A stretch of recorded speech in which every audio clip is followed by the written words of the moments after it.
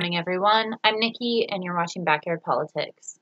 The other day, I posted a video asking for viewer Q&As or for viewer questions, I guess, and then I would answer them on air. And I have a couple of comments and questions that I would like to address. So, the first one is from Matty Filardo. You know him from hosting the show Hysteria on this channel. He says, if Bernie drops out and supports Biden, your thoughts? Well, I've kind of already talked about this, but I will not support another neoliberal. I will not support another establishment figure. I won't vote for a Republican like Trump. I will not vote for a Democrat like Biden. It's all about policy for me. So since Tulsi dropped out, it's not over at all. There's still a lot of states that are supposed to have primaries. We'll see with this whole COVID thing if we actually do. But I'll vote third party, or I'll write somebody in. And hopefully we'll have a whole movement of people that do the same. And then from there, we'll see what's next. I mean, we're kind of at a stop and wait, in limbo right now, politically and otherwise. So many people across the world right now are locked down at home. People are being laid off. They don't have ways to get to the hospital. We're all just kind of in limbo right now. So I don't want to make any brash decisions yet. I want to see where the movement leads to and what everybody as a progressive community decides. And hopefully we'll all move forward together. This one is a little bit longer, and it's from 206 War Eagle. When the Iran situation jumped off and they re-ramped up Russiagate, I figured it was both sides doing their part to cover for the Epstein-Maxwell-Mossad operation becoming so public, accumulating with his execution or extraction, depending on what you believe. I know there was a lot more at play as well, but I get the feeling that so many of our leaders are compromised by activities with children, and if the public were to ever truly discover the depths and amounts involved, it's the end of our current system. Now there is the COVID virus and etc. So my question to you is, do you feel that much of our current situation revolves around proven decades of hardcore pedo activity being covered up at all costs, or do you feel it's not as big of an issue but nonetheless sensationalized in the media? That is a fantastic question, and thank you for that. I honestly, I think I think this goes farther than any of us and deeper than any of us would care to understand. I think that just based on the stuff that we know, it's not just the Republicans, it's not just the Democrats, it's the whole ruling class. Trump, I made a few notes of just stuff that I can remember on the Epstein stuff. And the reason I don't do a lot of Epstein videos is because this is just me.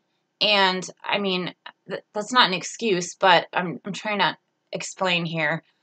When I first started this channel and the Epstein stuff really started to unfold, I spent hours in my backyard trying to dissect everything, and I just couldn't do it. I couldn't do it. There's so much stuff that, I mean, it's like if you have a loose thread on your sweater and you start to pull it and everything starts to unravel from all over the place. It's insane. So I would like to recommend Whitney Webb at Mint Press. She's done incredible work reporting on the Epstein stuff. Graham Elwood, who I love and adore and support on this channel almost daily, he has a whole Epstein playlist, and if you go to his channel, you go to the playlist, and then Epstein, you just scroll down, and there's a whole Epstein playlist there. But my thoughts on the matter, we already know that William Barr's dad gave Epstein a job, right? William Barr works for Trump and has had a job in, you know, a lot of administrations. Acosta, he also worked for Trump, and he's the one that let Epstein off with that awesome deal in Florida. Might I add, Florida is just a, no offense if you're a Floridian, but holy shit, what the hell? I mean, elections and Epstein and Mar-a-Lago, I mean, Jesus Christ. So we know Trump was on the Lolita Express at least once. We know Clinton was on 26 times and lied about it, said he was only on there like 4 times. Hillary was on there twice. Clinton also was painted in, Bill Clinton was painted in this disturbing Monica Lewinsky blue dress, and that painting was hanging in Epstein's condo in New York, I believe. We know Kevin Spacey, Chris Tucker, Naomi Campbell, Alan Dershowitz, Tom Hanks, Prince Andrew, 8 to 10 Secret Service at a time. Doesn't say that they're all the same people. Stephen Hawking, Leslie Wexner with Victoria's Secret, and a bunch of MIT scientists. All of them we know have ties to Epstein. So this is, it goes way deeper than any of us want to know. It goes way deeper. And a personal theory, I have nothing to back this up with, but a personal theory is, I think a lot of our missing and exploited children ended up wherever the other missing and exploited children are that we can't find that have had ties to Epstein. Because we know it's not just the main women that are coming forward now. We know it's not just them. We also know that it's not just girls, it's boys too. But the only people being publicized are a small group of women. So it disturbs the hell out of me. It terrifies me. It makes me more aware of my surroundings than I ever really have been. And it definitely makes me explain to my children a little bit better how to stay safe, especially because they're girls, you know. Don't walk by yourself at night or ever. You know, just self-defense, things like that. It's so disgusting and so disturbing. And it's not just oh, sorry, I just bumped you guys. It's not just our politicians, it's Hollywood, it's the royal family. So on the Kevin Spacey thing in particular, I know of somebody who had worked at a hotel in California, and Kevin Spacey did some really nasty things trying to come on to this guy, and the guy was freaked out and got away, thankfully. That's not... It's a little scary saying that on YouTube, because every person that has accused Kevin Spacey, other than one, has ended up dead. So I'm not saying Kevin Spacey's going to come find me, but I mean, this shit is so intertwined. It's disturbing. And yeah, that's as far as I'll go on that one. We also know that there was a federal judge that protected Epstein's estate and his pedophilia buddies from the victims, and ruled that Ghislaine Maxwell won't ever be prosecuted.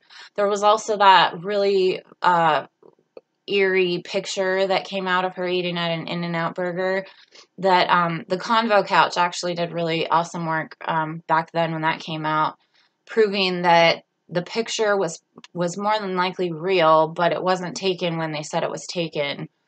You can go check out their stuff too. Let's see what else. Oh, we know Ghislaine Maxwell's father was a Mossad agent, which for those of you that don't know, that's like Israeli intelligence, like CIA.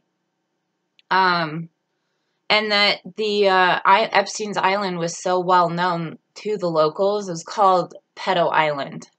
So everybody knew this shit was going on, and nobody did anything to stop it because the people that were running this have so much money and power. And every time there's a break in the Epstein stuff, something else gigantic steers the mainstream news away from that. And that's why people like Graham Elwood and Whitney Webb and Pasta from the Convo Couch, that's why people like them haven't let this go.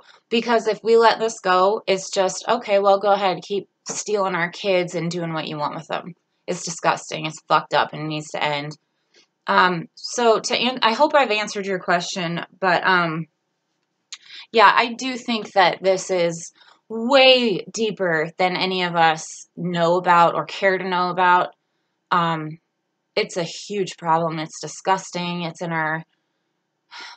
just in our culture, really, in American culture. I mean, if you go to the grocery store, you know, how many half-naked women do you see on magazine covers?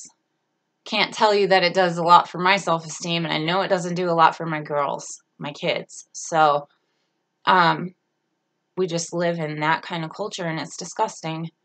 And we need to stop sexualizing our children and our females and males, for that matter, too. We're human beings. We're not pieces of meat, okay? So, if anybody else would like to submit a question or a comment that you'd like me to discuss about, leave a comment at the very bottom of this video. You can also DM me on Twitter at Backyard Politics. You can go to my Instagram and follow me on there. It's at Backyard Politics Official. Make sure you like this video. Helps it in the algorithms. More people see it. Share the video and subscribe to the channel. And don't forget to hit that bell notification next to the subscribe button. And then push like the all where it says you'll get notified about every video that drops. I did have one last thing.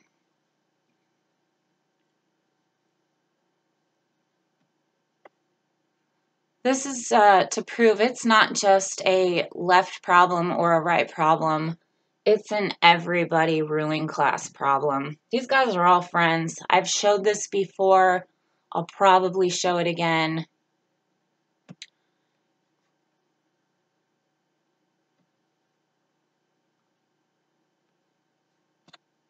Giuliani, Trump, Bagadoosh, what is his name? Bloomberg, and Clinton. They're all friends. All of these people are friends. Came out the other day that Joe Biden's granddaughter is Trump's daughter's friend. They're all friends with each other, guys.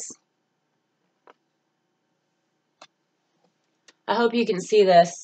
Ghislaine Maxwell, Epstein, and Trump. Clinton and Trump. There's that picture again of all of them hanging out. Oops. And one last one, and I didn't even touch on Weinstein.